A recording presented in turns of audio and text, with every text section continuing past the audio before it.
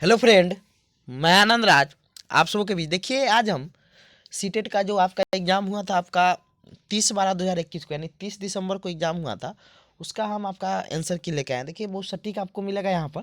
तो आइए हम स्टार्ट करते हैं। देखिए, आपका सीडीपी का पहले स्टार्ट करते हैं। देखिए, पहला क्वेश्चन है कि राष्ट्रीय शिक्षा नीति 2020 के अनुसार डैश का प्रयोग डैश को प्रोत्साहित करने के लिए किया जाता है। समझे।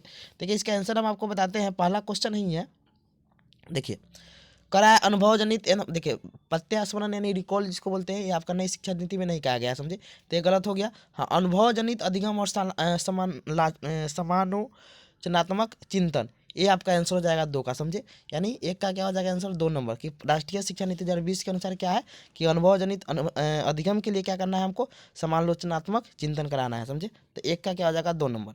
आइए दूसरा क्वेश्चन है कि अध्यापक को उदाहरण देते हुए महिलाओं को नर्स और अध्यापिका दिखाने में तथा पुरुष को डॉक्टर तथा पायलट दिखाने तक सीमित नहीं रखना चाहिए। इससे क्या चिन्हित करना चाहिए। यानी कह रहा है कि देखिए, जो एक टीचर है वो एग्जाम्पल दे रही है कि महिलाओं को नर्स और अध्यापिका दिखाने में तथा पुरुष को डॉक्टर तथा पायलट दिखाने तक सीमित नहीं रखना चाहिए। तो क्या किसको चिन्हित कर रही है, तो जेंडर रूढ़िबद्ध लचीलापन को चिन्हित कर रही है। समझे, यानी 2 का क्या हो जाएगा 4 नंबर आपका हो जाएगा। समझे।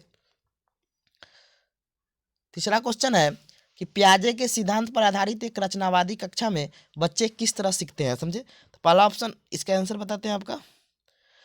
देखिए, व्याख्या, पुरस्कार, ये सब पियाजे का है नहीं है।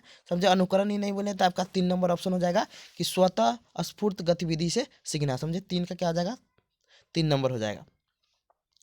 4 नंबर क्वेश्चन है कि किस दृष्टिकोण के अनुसार अधिगम एक सक्रिय तथा सामाजिक प्रक्रिया है। तो इसका आंसर हो जाएगा आपका सामाजिक संरचनावादी। समझे, इसको याद रखिएगा, सामाजिक संरचनावादी। समझे, आपका 4 का 1 नंबर हो जाएगा। 5 नंबर क्वेश्चन है कि प्रकाश, ध्वनि, स्पर्श और अन्य सांवेगिक जानकारी के प्रति अति संवेदनशीलता संचारण में शाब्दिक क्षीणता और अशाब्दिक होना, ये क्या है। तो आपका देखिए, ये चीज़ जो होता है आपका सोलिन स्पेक्ट्रम है। समझे, ये क्या है आपका सोलिन स्पेक्ट्रम है। जो फिर लिखा हुआ है कि यहाँ पर अति निम्रता और दूसरे से नज़र छुपाना क्या है, बच्चों की प्राथमिक लक्षण क्या है, स्वलीन स्पेक्ट्रम। ये बौद्धिक क्षमता नहीं होगा, क्योंकि देखिए बुद्धि वाला बच्चा जो नहीं है तो नज़र नहीं छिपाता है। समझे, तो आपका क्या हो जाएगा 5 का ए नंबर हो जाएगा। 6 नंबर क्वेश्चन है कि हार्वर्ड गार्डनर के बहुबुद्धि सिद्धांत के अनुसार यदि किसी व्यक्ति में दूसरे का भी देखिए, यहाँ पर एक होता है इंटर, एक होता है इंट्रा। समझे, तो यहाँ पर इंटर होगा। समझे, इंट्रा मतलब होता है कि अपने में। समझे, लेकिन उसका देखिए अंतर व्यक्तित्व होता है। समझे, मतलब आपका जो अपने में जो देखता है, तो यहाँ पर देखिए ऑप्शन हो सकता है गलती। समझे, इसीलिए इसको इंग्लिश कीजिएगा तब पता चलेगा इसका आंसर क्या होगा। तो देखिए, अंतर व्यक्तित्व का मतलब होता है, अंतर व्यक्तित्व का मतलब होता है जो अपने बारे में, जो अपने बारे में सोचता है। समझे, तो उसे अंतर व्यक्तित्व कहते हैं। जो दूसरे के बारे में सोचता है उसे कहा जाता है अंतर व्यक्तित्व। समझे, अंतर व्यक्तित्व, ये अंतर दिया हुआ है। तो इसीलिए देखिए, तो इसका आंसर अब ये हो सकता है या अनुभवजन मतलब हो सकता है। समझे, तो इसका इसमें डाउट है कि कौन हो सकता है। समझे, तो इसका इंग्लिश करने के बाद में पता चलेगा, क्योंकि अंतर व्यक्तित्व का मतलब होता है जो अपने में, यहाँ दूसरे के बारे में बोल रहा है। समझे, तो ये क्वेश्चन डाउट में ही रखिए इसको। 6 नंबर का। 7 नंबर क्वेश्चन है कि एक बालिका कूदना सीखने से पहले चलना और उछलना सीखती है, यह विकास के किस सिद्धांत को दर्शाती है। तो ये विकास के सही आयाम पारस्परिक रूप से क्या है, संबंधित है। समझे, यानी आपका 4 को दिखा रही है। समझे, यानी 7 के क्या दिखा रही है, 4 नंबर आंसर हो जाएगा 7 का 4।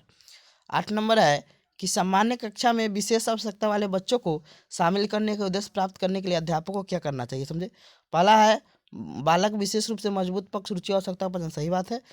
व्यक्तिगत भी निराधार नहीं करना है, इसीलिए आपका 2 गलत हो जाएगा। तो 1, 3, 4 अधिगम को सहज बनाने के लिए आकलन युक्त, ये भी सही है। प्रत्येक के लिए व्यक्तिगत शिक्षा, यानी आपका 1, 3, 4 देख लीजिए, 1, 3, 4 का यानी 3 नंबर ऑप्शन में है आपका। समझे, तो आपका 8 का क्या हो जाएगा 3 नंबर ऑप्शन हो जाएगा। समझे, 8 का 3 नंबर। समझे, 8 का क्या हो जाएगा आपका 3 नंबर हो जाएगा। आइए अब आगे आते हैं 8 के बाद 9 नंबर में कि निम्नलिखित में से कौन पोर्टफोलियो की विशेषता नहीं है। पहला ऑप्शन है पोर्टफोलियो में असंबंध परीक्षण क्यूज होते हैं, अधिगम के यही आपका आंसर हो जाएगा पोर्टफोलियो का। हम सिर्फ हम आंसर बता दे रहे हैं, आप लोग मिला लीजिएगा। 6 का क्या हो जाएगा ए नंबर। देखिए, ये सब नहीं ये सब पॉजिटिव आंसर है। समझे, ये सब आपका 2, 3, 4 पॉजिटिव है, ये आपका निगेटिव पूछा हुआ है। समझे, इसीलिए आपका क्या हो जाएगा, तो 9 का ए नंबर हो जाएगा। समझे। 10 नंबर है पीटर कहता है कि मैं असफल हूँ क्योंकि मैं मूर्ख हूँ, और इसका मतलब है कि मैं हमेशा ही असफल होऊंगा। या क्या दर्शाता है, स्वतः यथार्थवादिता दिखाता है। समझे, मैंने अपने में बच्चा क्या है लीने, यानी 10 का क्या हो जाएगा 1 नंबर हो जाएगा। समझे, 10 से क्या हो जाएगा 1 नंबर। 11 नंबर है कि बच्चा, मैं पहली को इस हिस्से को पूरा नहीं कर सकता हूँ। अध्यापक, हाँ यहाँ कौन सा टुकड़ा आना चाहिए क्योंकि ये बिल्ली के पैर है।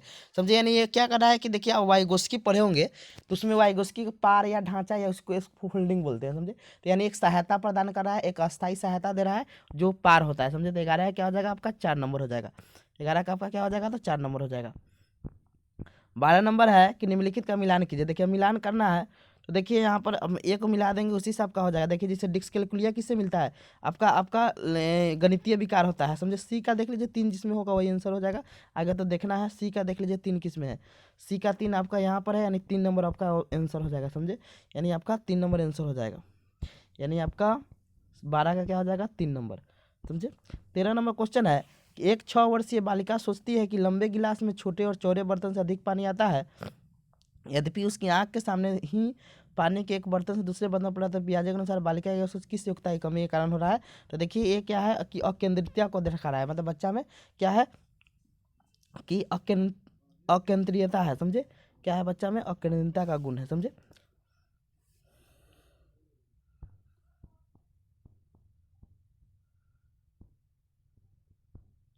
आगे आइए 14 नंबर में कि जब हरजोत को अपने प्रदत्त कार्य में सितारा नहीं मिलते हैं तो वह बहुत परेशान हो जाती है।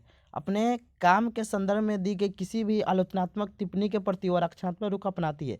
इस संबंध में निम्नलिखित में कौन सा उपागम सबसे अधिक प्रभावकारी है। देखिए इसमें सबसे प्रभावकारी उपागम कौन होगा, या सुनिश्चित करते कि उसे सर मिलने की आदत न बढ़े। देखिए ये ऑप्शन नहीं होगा, गलत है आपका, ए भी गलत है आपका। 3 नंबर आंसर हो जाएगा आपका, 3 नंबर आंसर हो जाएगा। समझिए 14 का क्या हो जाएगा आपका 3 नंबर हो जाएगा। उसे रचनात्मक प्रतिपुष्टि देना और उसका अपना काम दोहराने के लिए कहना। समझे, यानी 14 का 3 हो जाएगा।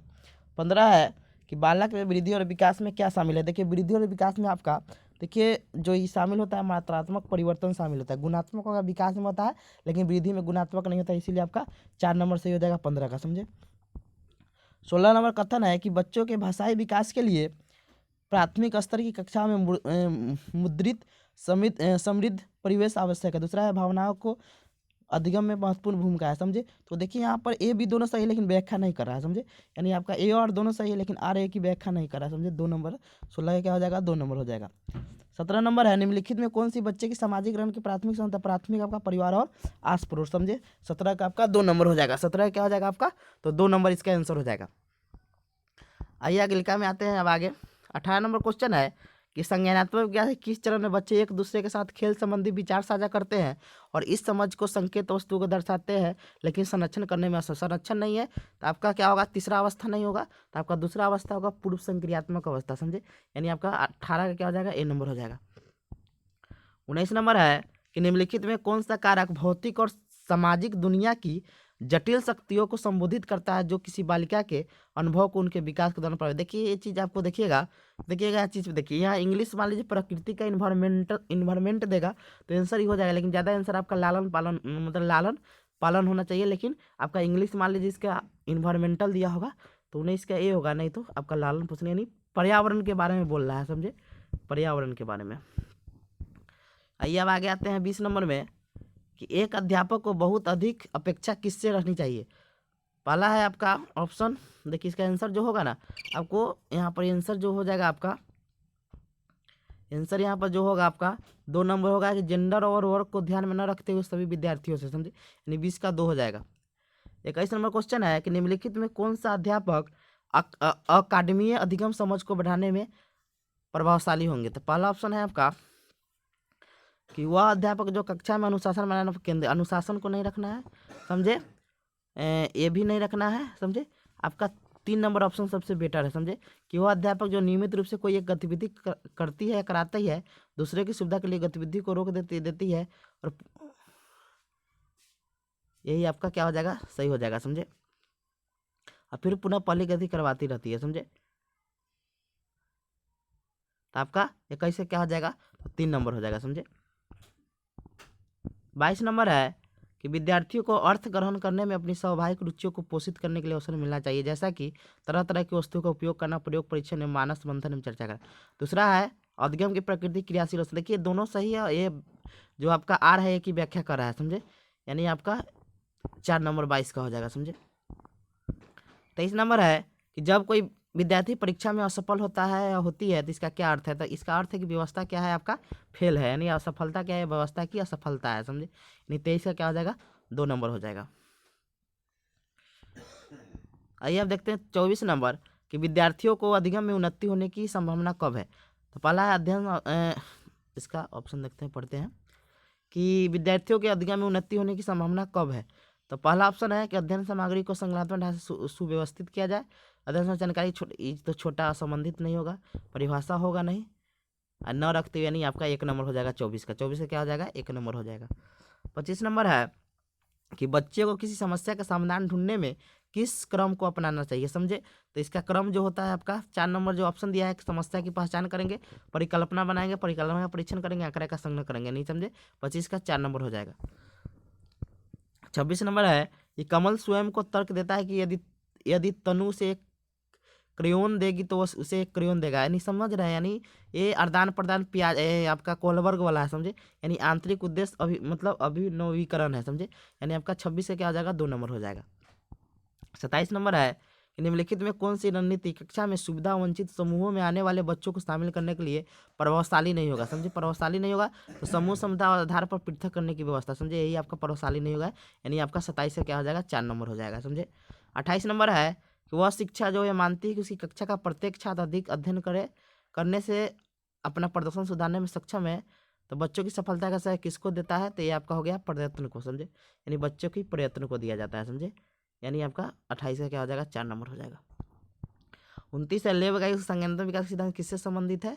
तो आपका सामाजिक सांस्कृतिक दृष्टिकोण, यानी 29 का क्या हो जाएगा? 4 नंबर हो जाएगा, समझे। आइए अब देखते हैं 30 नंबर कि अध्यापक किस तरह से रचनात्मक चिंतन को पोषित करता है, समझे। तो रचनात्मक चिंतन को किस तरह पोषित करेगा? तो यहाँ है कि अवसरों देकर शिक्षार्थियों की समस्या को समाधान के लिए विभिन्न तरीके से अवसरों को तरीकों अपनाने के अवसर देकर, समझे। यानी आपका 4 हो जाएगा 30 का, समझे। तो ये हो गया आपका CDP का, समझे। Thank you.